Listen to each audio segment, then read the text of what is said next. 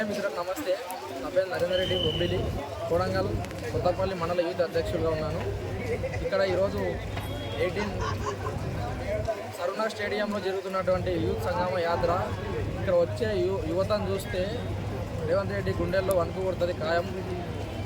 ఎవరికి పేదలకు ఇచ్చిన హామీలు కానీ, యువతకు ఇచ్చిన హామీలు కానీ, దళిత బంధు కానీ, బీసీ బంధు కానీ ఇట్లాంటి ఏ ఒక్క పథకం కూడా చేయకుండా చేతగాని తరంతో ఉన్న మా కోడంగల్ సీఎం చూసి మేము సిగ్గుతో తలదించుకుంటున్నాం ఈరోజు. అట్లాంటిది ఈరోజు ఈ యువతను చూస్తే ఆయన 2 సంవత్సరాలు కాదు 2034 వరకు ఉంటున్నాడు కదా, ఈ 2 సంవత్సరాలు కూడా నేను వద్దురా బాబు అని మొత్తానికి వదిలిపెట్టి సీఎం పదవి రాజీనామా చేసిపోయే రోజు దగ్గరలో వస్తుంది.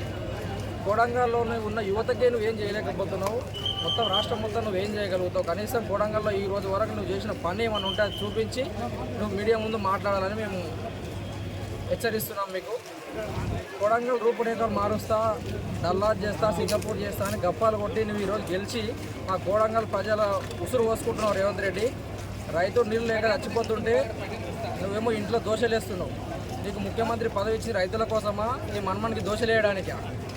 నువ్వు అసలు ముఖ్యమంత్రి పదవికి అర్హును కావు. వెంటనే రాజీనామా చేసి విద్యార్థులకు ఇచ్చే మాట ప్రకారం నువ్వు రాజీనామా వెంబడే చేయాలని రాహుల్ గాంధీ గారు వచ్చి ఇక్కడ ఉన్న సరుణా స్టేడియంలో విద్యార్థులకు సమాధానం చెప్పాలని గట్టిగా హెచ్చరిస్తున్నాం.